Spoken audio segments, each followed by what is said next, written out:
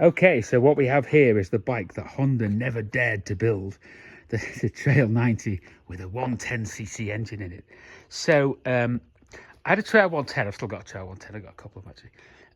And the headstock got compromised. So I thought, well, can't use this frame, so just let it sit around for a while.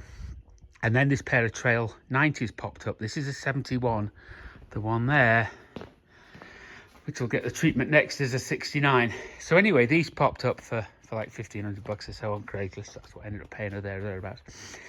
And I thought, right, what I'm going to do is take that 110 motor and stick it in the 90. Now, it's not like it makes tons more power or anything like that, but it does have electronic ignition, so which is a nice plus.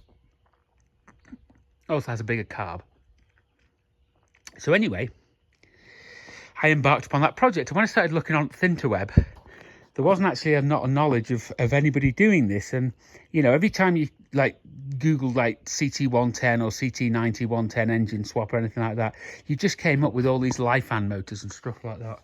So I wasn't 100% sure it fit, but I took some measurements and decided it would. So anyway, what I did was I bought the finest cheap Chinese carb, cleaned out the gas tank, replaced the fuel lines, bolted the carb on, fired it up, and got the 90 motor running. The 90 motor actually was a little stoter. It ran really nice.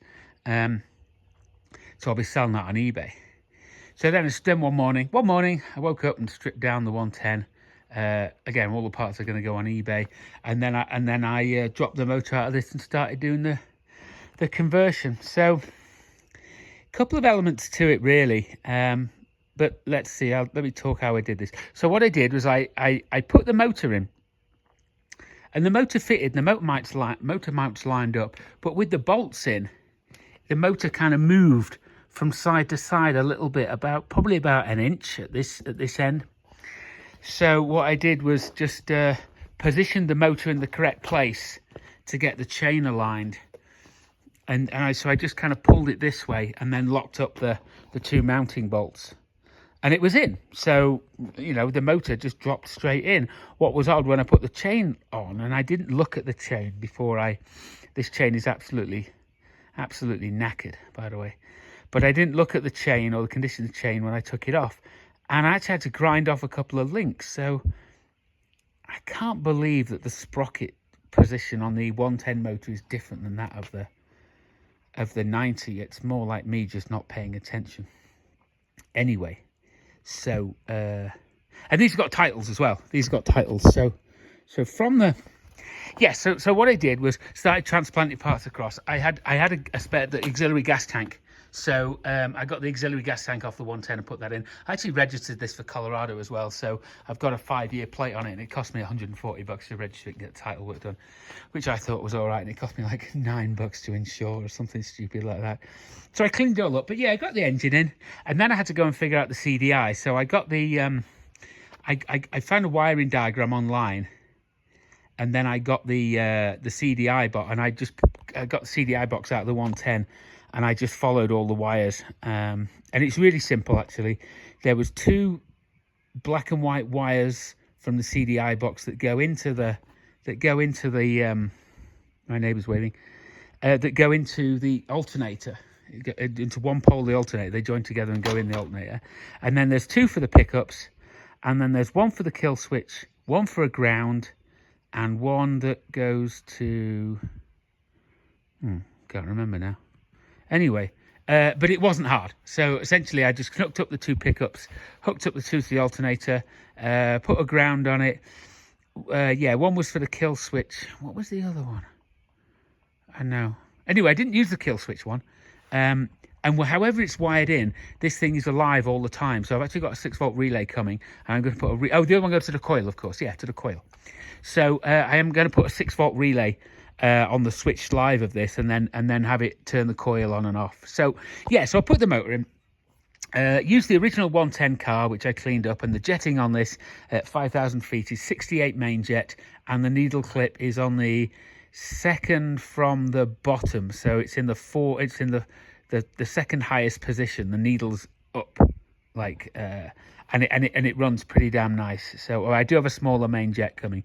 So yeah, so I fitted the coil off the 110 because the 90 coil probably would have done, but it had a condenser wired in with it. So I just put the 110 coil in there. I put the 110 carb on there, and I jerry rigged the ignition module, and it fired right up. Now it was a running motor before we got it, so I did expect it to fire. It was just me getting it wired up correctly. So then I just started putting it together. So it was lucky that I had a donor 110 actually, because I actually ended up using more of the 110 parts than I thought I would. So what's 110 on this is the exhaust system. So the exhaust systems are different, and the 90 actually has a bigger exhaust port than the 110 has a smaller one. So I used the 110 exhaust, and the two mounts didn't quite mount up, so I had to like ream these out a little bit. The two mounts there, just they were ever so slightly out of line, so I got the exhaust to fit. I fitted the coil. I then fitted the 110 foot pegs as well, because I preferred these bigger pegs than the ones on the 90. But then I also had to fit this as well. Let's call it the bash plate. But the whole pattern underneath on the base here is slightly different for the 110 to the 90. So the 90 one wouldn't fit this motor, so I had to use that as well. So really the exhaust and that plate and the coil. So even though, I was lucky I had a donor bike, because if I didn't, I wouldn't have just been able to put the engine in and use the parts without some adaptation. I also used the with something else off the 110 as well. Can't remember what it was. Anyway, so yeah, this had done 5,100 miles. I did have to replace the head bearings. I actually had a donor 110. The headstocks are the same, so I just cleaned up. There's 21 ball bearings at the top, 21 at the bottom. So I cleaned those up and greased it all and put the other bearings in from the 110, and now the headstock was good. The front end was slightly twisted out of alignment, so I had to fix that. So yeah, so essentially, I mean, it works. I've just spent the morning putting it together, putting new tires on it. It got this a Dunlop. It's like a D756 or something like that. What is it? Dunlop Sports, yeah, D756 on the Trail 90. So it's not brilliant on the road, and these shocks have seen better days, I think. But for the most part, it works. The only bit that does, like I said, there's no kill switch. So I'm just going to kick this up.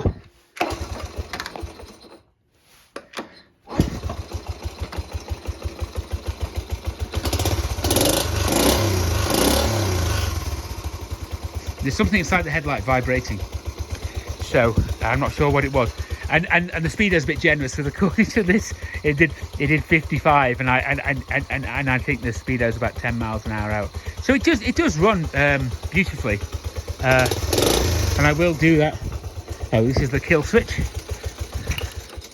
So I will do that relay conversion to turn it off, and then I just stuck a Cortez back on the bag on the back. So in summary, the 110 engine will fit. You will need to use the 110 bash plate. You will need to use the 110 exhaust and the 110 carb as well. Oh yeah, and yeah, that was the other thing, is the back of the carb, the air hole is bigger. So so the actual, this bit here and the innards in here actually from the 110, but all of it bolted together. So yeah, so very pleased the way this has turned out. Again, do you get extra power with the 110? Maybe. I think the electronic ignition's the appeal. And it does run super nice. So yeah, like I said, the engine conversion can be done. You just need some odds and ends off of a 110, the ignition, of course, as well. So yeah, so now I've got, say, two of these. Got the old one I've had for about 4 or 5 years now, and then, like I said, that 90 will get the treatment. I think I might be doing a deal with somebody for a TX750, maybe. We'll see. That'll be an interesting piece. Anyway, so like I said, engine conversion can be done. You just need some extra parts, not just the motor, and then you get something that's maybe, let's say, a little bit more reliable, a little bit more power. I'm going to buy a pair of mirrors for it. Anyway, so that's it. The bike, we called it the 911 because it was a 90 and now it's 110. So actually it's 105cc, and I'm not sure. I think these are maybe 89 So you don't get, like, you get 15 cc's or something like that, so it ain't a lot. But anyway, yeah, the 1971 Honda Hybrid 911. See ya.